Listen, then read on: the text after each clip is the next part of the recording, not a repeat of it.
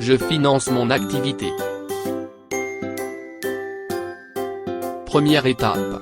Avant de vous rendre chez votre banquier pour demander un financement, déterminez d'abord l'ensemble des besoins de votre projet.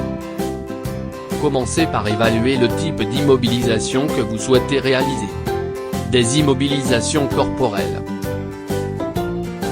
Des immobilisations incorporelles. Des immobilisations financières. Évaluez également votre stock de démarrage et votre besoin de trésorerie pour démarrer sereinement votre activité. Sans oublier l'avance de TVA sur les immobilisations et les charges de démarrage à prévoir. Deuxième étape.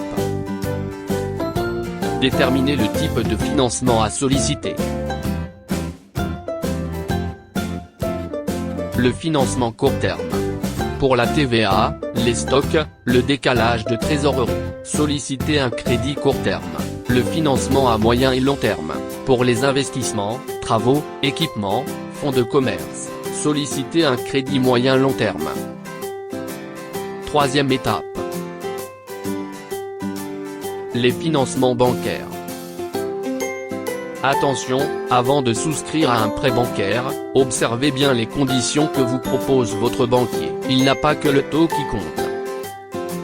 Observez attentivement à où les garanties proposées. Les sûretés réelles. Les garanties institutionnelles. Les cautions personnelles. Observez les assurances proposées. Elles sont associées au prêt bancaire et leur souscription peut être obligatoire. Prenez bien connaissance de ces modalités et conditions de mise en œuvre. N'oubliez pas d'intégrer son coût. Prévoyez un délai de réponse pour démarrer sereinement votre activité.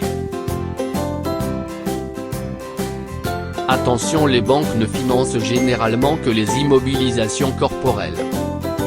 Pour les autres types d'immobilisation, le fonds de roulement, trésorerie, stock, vous devez faire appel à vos fonds propres ou à d'autres types d'organismes financiers. Les banques vous demanderont un apport personnel. Il peut être composé d'épargne, de love money, de l'ARS ou être en nature. Il est indispensable pour faire face aux imprévus. Mais si votre apport personnel ne suffit pas ou que vos besoins en financement sont en majorité immatériels ou financiers, la création d'un site internet, des frais d'agence, la communication, des honoraires, des frais de garantie. Il existe d'autres solutions. Étape 4. Connaître les solutions financières à destination des entrepreneurs. Les prêts à taux zéro. Ce sont des prêts personnels permettant le renfort de l'apport personnel. Leur durée de remboursement est de 2 à 5 ans.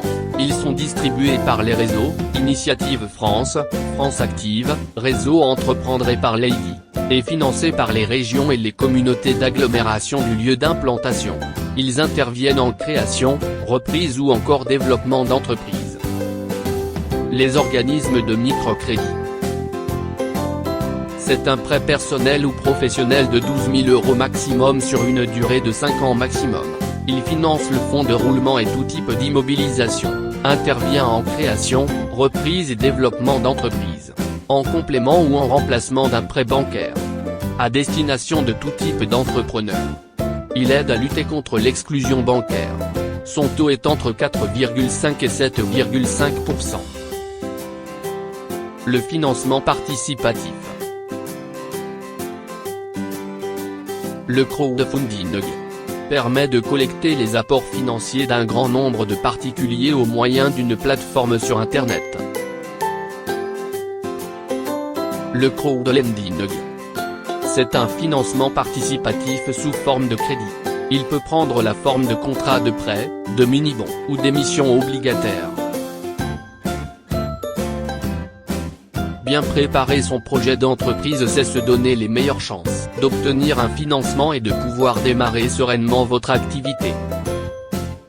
Avec l'application en ligne GoBusiness, accédez gratuitement à notre annuaire et prenez contact avec les bons organismes.